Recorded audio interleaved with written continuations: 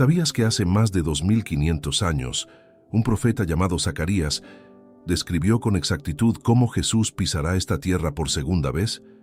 No fue una parábola. Fue una profecía tan precisa que la religión institucional prefiere no hablarte de ella. Hay un lugar en Jerusalén que los turistas fotografían sin saber lo que realmente representa. Se llama el Monte de los Olivos, y según un profeta que vivió cientos de años antes de Cristo, ese cerro de piedra caliza se partirá en dos el día que Jesús regrese. No es una metáfora piadosa, es una descripción geológica, escrita con una precisión que incomoda a quienes prefieren mantener la fe en el terreno de lo abstracto. Zacarías no era un soñador cualquiera. Escribió en una época de reconstrucción, cuando el pueblo de Israel apenas levantaba las piedras de un templo destruido, y en medio de ese caos terrenal recibió visiones que muchos predicadores de hoy evitan explicar porque no encajan con el relato cómodo que se enseña desde el púlpito. Él no habló de un Mesías que llega en silencio, envuelto en símbolos suaves. Habló de pies que tocan tierra, de montañas que se abren, de un rey que llega con las manos marcadas por heridas que nadie podrá explicar sin reconocer quién es. En el capítulo 14 de su libro, Zacarías escribe algo que debería detener a cualquier persona que se considera creyente. Y se afirmarán sus pies en aquel día sobre el Monte de los Olivos, que está enfrente de Jerusalén al oriente, y el Monte de los Olivos se partirá por en medio, hacia el oriente y hacia el occidente, haciendo un valle muy grande. No hay ambigüedad en esas palabras. Hay un lugar exacto, hay un evento físico. Y sin embargo, ¿cuántas veces has escuchado esto explicado en una iglesia sin que lo conviertan en algo simbólico, algo espiritual, que se puede interpretar de 1000 maneras distintas para no comprometerse con la magnitud de lo que realmente se está anunciando? Esa es la primera grieta en la narrativa que te han contado, porque la religión institucional tiene un problema con las profecías demasiado concretas. Le resulta más cómodo hablarte de un regreso conceptual, de una segunda venida que vive en el corazón de cada creyente, que enfrentar el hecho de que Zacarías estaba describiendo un acontecimiento geográfico, verificable, con coordenadas que cualquier persona puede visitar hoy mismo. Pero hay algo todavía más inquietante en lo que este profeta escribió, y que pocos se atreven a conectar. Zacarías también habla de un día que no será ni de día ni de noche, un tiempo suspendido entre la luz y la oscuridad, donde acontecerá que al caer la tarde habrá luz. ¿Te imaginas lo que significa eso? No está describiendo un atardecer poético, está describiendo una alteración del orden natural que el ser humano jamás ha presenciado, algo que rompe las leyes que gobiernan el sol y la luna desde la creación misma. Y aquí está lo que realmente debería sacudirte. Este mismo profeta, siglos antes de que existiera el cristianismo como institución, describió no solo el lugar y el momento, sino también la reacción del mundo entero ante ese regreso. Habla de naciones que se reunirán contra Jerusalén, de un asedio, de un caos generalizado justo antes de que ese rey pise el monte. No es casualidad que este patrón se repita en otros textos proféticos. No es casualidad que Jesús mismo, siglos después, citara a Zacarías cuando hablaba de su propio regreso. Cuando los discípulos le preguntaron sobre las señales del fin, él respondió con imágenes que solo cobran sentido si conoces primero lo que este profeta del Antiguo Testamento ya había anunciado. Piensa en esto. ¿Por qué un evento tan específico, tan detallado, tan geográficamente preciso, se ha convertido en algo que la mayoría de los creyentes desconoce por completo? ¿Por qué en tantos años de asistir a servicios religiosos, de escuchar sermones dominicales, nunca te explicaron con claridad este pasaje? La respuesta incomoda, pero es necesaria. Una profecía que señala un lugar exacto y un tiempo reconocible es una profecía que exige preparación real, no solo asistencia pasiva a una congregación. Y eso no siempre conviene a quienes prefieren mantener a su gente dependiente de una estructura, en lugar de empujarla hacia una relación directa con las Escrituras. Zacarías no escribió para entretenerte, escribió para advertirte, y lo hizo con una claridad que muchos líderes religiosos de hoy prefieren diluir, porque una profecía cumplida al pie de la letra es una prueba viviente de que la palabra de Dios no es un conjunto de sugerencias morales, sino una realidad que se manifiesta en el tiempo y en el espacio. El mismo Pablo, más adelante, describiría ese regreso con un lenguaje que resuena directamente con lo que Zacarías ya había profetizado: una trompeta, una voz de mando, un descenso visible que nadie podrá ignorar ni relativizar. Hay algo más que pocos se detienen a considerar. Zacarías escribió esto en un contexto donde Jerusalén ni siquiera tenía murallas completas, donde el templo apenas comenzaba a levantarse de sus ruinas. Humanamente hablando, no había forma de que un hombre en esa posición pudiera imaginar un futuro donde esa misma ciudad fuera el centro de la atención mundial, rodeada de naciones, en medio de un conflicto que definiría el destino de la humanidad entera. Y sin embargo, ahí está, escrito con una seguridad que solo puede venir de una fuente que trasciende el tiempo humano. Lo que estamos a punto de recorrer en este video no es una teoría más entre miles. Es un mapa profético que atraviesa siglos, que conecta el Antiguo y el Nuevo Testamento con una coherencia que debería dejarte sin aliento. Vamos a desglosar paso a paso cada señal que Zacarías dejó escrita, el lugar exacto donde ocurrirá el regreso, la naturaleza de ese día extraño que no será ni de día ni de noche, la reacción del mundo y lo que significa realmente para ti, hoy, mientras vives en un tiempo que cada vez se parece más al que este profeta describió con tanta anticipación. Si algo de lo que acabas de escuchar te generó una inquietud, una sensación de que hay más verdad detrás de este pasaje de lo que jamás te enseñaron, quédate, porque apenas estamos comenzando a abrir lo que Zacarías realmente quiso decirte. Y antes de continuar, te pido algo sencillo pero importante. Suscríbete a este canal. Aquí no vas a encontrar discursos vacíos ni repeticiones de lo que ya escuchaste 1000 veces en un templo. Vas a encontrar las escrituras como realmente son, sin filtros institucionales, sin miedo a decir lo que otros callan. Y si esta clase de revelaciones te está tocando algo por dentro, quiero contarte que preparamos una guía que muchos de nuestros espectadores ya están leyendo, llamada Cómo reconocer el engaño religioso antes de que destruya tu fe. No es un folleto más. Es una herramienta pensada para que puedas distinguir, con las propias escrituras en la mano, qué es doctrina verdadera y qué es tradición humana disfrazada de verdad divina. La encuentras en el enlace que dejé fijado en el primer comentario. Ahora sí, sigamos desenterrando lo que Zacarías dejó escrito sobre ese día que se acerca más de lo que imaginas. El Monte de los Olivos no es una montaña cualquiera. Está justo frente a Jerusalén, separado de la ciudad por el valle de Cedrón, y desde tiempos antiguos ha sido un lugar cargado de significado espiritual. Fue allí donde Jesús oró la noche antes de ser entregado.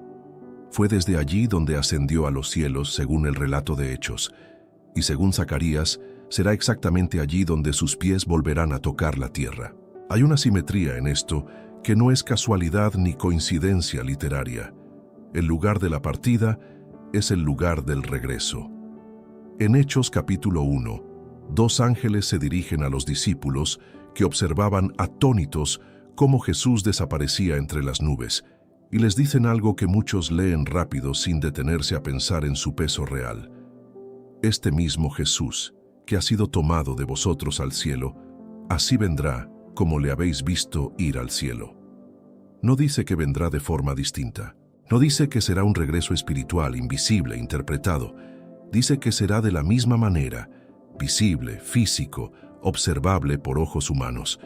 Y si el punto de partida fue el Monte de los Olivos, la lógica profética de Zacarías encaja como una pieza que llevaba siglos esperando su lugar. Pero detengámonos en algo que genera más preguntas que respuestas cómodas. Zacarías dice que el monte se partirá hacia el oriente y hacia el occidente, haciendo un valle muy grande. Geólogos que han estudiado la falla que atraviesa esa región han señalado que existe efectivamente una línea de fractura sísmica bajo el Monte de los Olivos, una falla que corre en esa misma dirección. No estamos hablando de una imagen poética inventada para impresionar a una audiencia antigua. Estamos hablando de una descripción que coincide con la estructura geológica real de la zona. Algo que Zacarías no tenía forma humana de conocer hace más de 2500 años. Ahora bien, ¿por qué se partiría esa montaña? El texto continúa explicando que ese valle recién formado servirá como vía de escape. Huiréis al valle de los montes. Esto no describe un espectáculo cósmico sin propósito. Describe un refugio, una salida de emergencia para un pueblo que estará en medio de un asedio devastador justo antes de ese momento. Zacarías ya había anunciado unos versículos antes que las naciones se reunirían contra Jerusalén para la batalla, que la ciudad sería tomada, las casas saqueadas, las mujeres violadas y que la mitad del pueblo saldría cautivo. Es un panorama brutal, lejos de cualquier romanticismo religioso, y es precisamente en medio de ese horror donde el texto dice que el Señor saldrá y peleará. Esto contradice directamente la imagen que muchas congregaciones prefieren transmitir de un regreso silencioso, casi anecdótico, donde Jesús aparece entre nubes de manera distante mientras el mundo sigue su curso sin mayor alteración. Lo que Zacarías describe es una intervención directa en medio de una crisis global, un Dios que no observa desde lejos, sino que desciende físicamente a defender lo que queda de su pueblo. Y ese detalle cambia completamente la manera en que deberíamos entender lo que se aproxima. Hay otro elemento que conecta este pasaje con algo que Jesús mismo mencionó siglos después. En el libro de Mateo, cuando los discípulos le preguntan sobre las señales de su venida, Él responde describiendo un tiempo de gran tribulación, cual no la ha habido desde el principio del mundo hasta ahora, ni la habrá. Esta no es una frase aislada, es un eco directo del escenario que Zacarías ya había descrito con antelación. Asedio, sufrimiento, un pueblo al límite, y justo en ese punto de quiebre, la intervención divina que todo lo cambia. Zacarías añade algo más que merece atención. Y sus pies se afirmarán aquel día. La palabra afirmarán no describe una llegada suave ni un aterrizaje discreto. Describe firmeza, autoridad, un peso real sobre la tierra. No es la imagen de un espíritu flotante ni de una presencia simbólica. Es la descripción de un rey que llega para gobernar, cuyos pies se plantan sobre el mismo suelo donde caminó, sufrió y fue traicionado siglos antes. Y aquí aparece otra dimensión que pocos conectan correctamente. Este regreso no es solamente un evento de juicio contra las naciones que atacaron Jerusalén. Es también el momento en que, según el propio Zacarías, mirarán a mí, a quien traspasaron, y llorarán como se llora por hijo unigénito. Ese versículo, escrito en el capítulo 12, describe algo profundamente íntimo: el reconocimiento colectivo, el momento en que quienes rechazaron o ignoraron a ese Mesías finalmente comprenden quién estuvo frente a ellos todo este tiempo. No es un llanto de derrota, es un llanto de reconocimiento, de duelo por el tiempo perdido, por las señales ignoradas, por una verdad que estuvo disponible, pero que muchos prefirieron no ver. Hay algo más en ese pasaje del capítulo 12 que suele pasar desapercibido.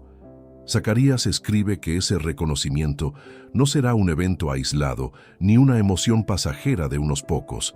Dice que la tierra lamentará, cada linaje aparte, mencionando familias específicas, como si quisiera dejar claro que ningún sector de la sociedad quedará fuera de ese momento de verdad. No importa la posición social, la tradición religiosa heredada, ni cuántas generaciones lleve una familia asistiendo a un mismo templo. Cuando ese día llegue, el reconocimiento será individual, íntimo, imposible de delegar a un líder religioso o a una institución. Piensa en la magnitud de lo que esto implica para tu propia vida hoy. Si las Escrituras describen un momento donde las personas llorarán al reconocer lo que ignoraron, ¿no vale la pena preguntarte ahora, con tiempo, qué es lo que quizás también tú estás dejando de ver? La religión institucional te enseña a esperar pasivamente, a asistir, a escuchar sermones que rara vez tocan estos textos con la profundidad que merecen. Pero Zacarías no escribió para que lo escuchen distraídamente un domingo. Escribió para despertar una urgencia real, la misma urgencia que deberíamos sentir cuando entendemos que ese valle, esa montaña partida, ese rey con los pies firmes sobre la tierra, no son símbolos vacíos, sino un mapa que la historia está siguiendo con una precisión que debería quitarte el sueño. Esa idea por sí sola debería cambiar la forma en que te acercas a las Escrituras a partir de hoy. No como un espectador que escucha de lejos, sino como alguien que sabe que su nombre, su linaje, su historia particular, tienen un lugar directo dentro de este relato profético que se sigue desarrollando. Todavía queda una pieza fundamental de esta profecía que no hemos tocado. Ese día extraño que Zacarías describe, un tiempo que no será ni de día ni de noche, y lo que realmente significa para entender cuándo y cómo se desarrollarán estos acontecimientos. Zacarías escribe algo que rompe con toda lógica natural que conocemos. Y será un día, que es conocido de Jehová, que ni será día ni noche, y será que al tiempo de la tarde habrá luz. Detente un momento en esa frase. No está hablando de un atardecer largo, ni de una puesta de sol especialmente hermosa. Está describiendo una alteración del ciclo natural que rige el planeta desde el primer capítulo del Génesis, cuando Dios separó la luz de las tinieblas y estableció el día y la noche como fundamento del tiempo humano. Lo que Zacarías anuncia es que ese fundamento en ese momento específico dejará de funcionar como siempre lo ha hecho. Esto conecta de forma directa con algo que aparece en el libro de Apocalipsis, escrito siglos después por Juan en la isla de Patmos. Él describe la ciudad santa, la Nueva Jerusalén, diciendo que no tienen necesidad de sol ni de luna que brillen en ella, porque la gloria de Dios la ilumina. Dos escritores separados por generaciones, sin posibilidad de haberse puesto de acuerdo, describiendo el mismo fenómeno. Una luz que ya no depende de los cuerpos celestes que gobiernan nuestro tiempo actual, sino de una fuente distinta, más antigua y más poderosa que el propio sol. ¿Por qué esto importa tanto? Porque revela algo que la religión institucional rara vez se atreve a explicar con claridad. El regreso de Jesús no es simplemente un evento dentro de la historia humana, sujeto a las mismas reglas que gobiernan cualquier otro acontecimiento. Es una ruptura del orden establecido, un momento donde las leyes que conocemos como inquebrantables, el ciclo del día y la noche, el movimiento predecible del sol, quedan momentáneamente suspendidas por la presencia misma de quien las creó. Zacarías continúa describiendo consecuencias que también merecen atención. Habla de aguas vivas que saldrán de Jerusalén, la mitad de ellas hacia el mar oriental y la otra mitad hacia el mar occidental. En verano y en invierno será esto. Una vez más, no se trata de una imagen decorativa. Se trata de una transformación geográfica real. Aguas que fluyen en dos direcciones distintas desde un único punto de origen, algo que desafía la topografía natural de la región tal como la conocemos hoy. Y el texto añade una frase que resuena con fuerza profética. Y Jehová será rey sobre toda la tierra. En aquel día Jehová será uno, y uno su nombre. Esta declaración es quizás la más contundente de todo el capítulo. No dice que Jehová será rey sobre una nación, sobre un pueblo, sobre una religión en particular. Dice sobre toda la tierra. Esto significa el fin de las divisiones religiosas, tal como las conocemos. El fin de las interpretaciones fragmentadas, de las denominaciones que durante siglos han competido entre sí por definir quién tiene la verdad correcta. Zacarías anuncia un momento donde esa fragmentación termina, donde ya no habrá espacio para las 1000 versiones humanas de la fe, sino un reconocimiento único, universal, innegable. Piensa también en lo que significa la mención específica de verano e invierno, en ese pasaje sobre las aguas vivas. Zacarías no se conforma con describir un milagro puntual, único, aislado en el tiempo. Habla de una condición permanente, algo que se sostiene a través de las estaciones año tras año, como si quisiera dejar claro que lo que viene no es un espectáculo momentáneo, sino el inicio de un orden completamente nuevo que ya no depende de los ciclos que hasta entonces habían gobernado la tierra. Esa insistencia en la permanencia es la misma que encontramos cuando el profeta habla del reinado universal, no un gobierno temporal, no una intervención pasajera, sino una restauración definitiva. Y aquí es donde conviene detenerse y hacer una pregunta incómoda. Si ese es el destino final, si ese es el punto hacia el cual toda la historia profética converge, ¿por qué tantas instituciones religiosas insisten en mantener a sus fieles enfocados en rituales, jerarquías y estructuras humanas, en lugar de prepararlos directamente para lo que las Escrituras describen con tanta claridad? La respuesta, otra vez, tiene que ver con el control. Una congregación que entiende que el tiempo apremia, que el regreso descrito por Zacarías puede estar más cerca de lo que imagina, es una congregación que empieza a cuestionar las estructuras intermedias y busca una relación directa con la palabra. Zacarías también menciona que no habrá más maldición en Jerusalén, un lenguaje casi idéntico al que aparece después en Apocalipsis cuando Juan describe la nueva creación. Esta coincidencia no es casualidad literaria. Es una prueba más de que las Escrituras, escritas por autores distintos, en épocas completamente diferentes, describen un mismo destino final con una coherencia interna que resulta imposible de fabricar humanamente. No hablamos de textos aislados que alguien conectó forzadamente siglos después. Hablamos de un patrón profético que atraviesa toda la Biblia con una precisión asombrosa. Hay algo más que este capítulo revela y que suele pasar desapercibido en las lecturas superficiales.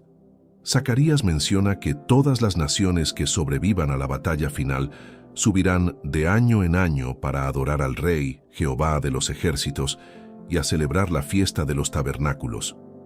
Esto describe una era posterior al regreso, un tiempo de restauración donde la adoración vuelve a tener un centro claro, un propósito unificado, lejos de las divisiones que hoy fragmentan a millones de creyentes en interpretaciones contradictorias.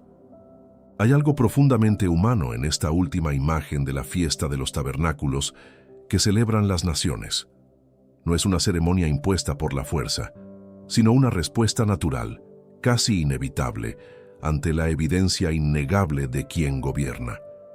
Cuando la verdad se manifiesta con esa claridad, ya no hace falta convencer a nadie con argumentos ni doctrinas elaboradas. La adoración surge sola, como consecuencia lógica de haber presenciado lo que durante siglos solo fue promesa escrita en un pergamino. Todo esto nos lleva a una pregunta que probablemente ya te está rondando la mente mientras escuchas esto.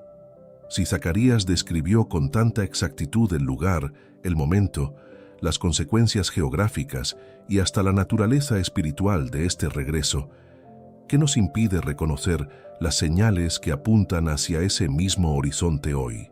La Biblia no fue escrita para generar miedo paralizante, sino para despertar una vigilancia consciente, una preparación real que va mucho más allá de asistir pasivamente a un servicio dominical. Lo que hemos recorrido hasta aquí, el lugar exacto del regreso, la naturaleza del día que rompe las leyes naturales, el reinado universal que pondrá fin a toda división religiosa, nos deja frente a una última pregunta, quizás la más importante de todas. ¿Qué significa esto para ti hoy en el tiempo que estás viviendo? Zacarías dejó escrito un mapa que atraviesa siglos, y hoy pudiste recorrerlo con una mirada distinta a la que ofrecen los templos tradicionales. Si esta revelación tocó algo en ti, suscríbete a este canal, porque aquí seguimos desenterrando lo que la religión institucional prefiere no explicar con claridad.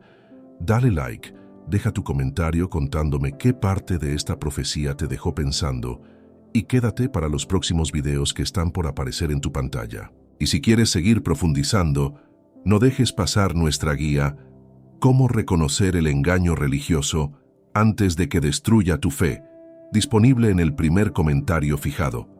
Gracias por acompañarnos hasta aquí. Tu fe merece respuestas verdaderas.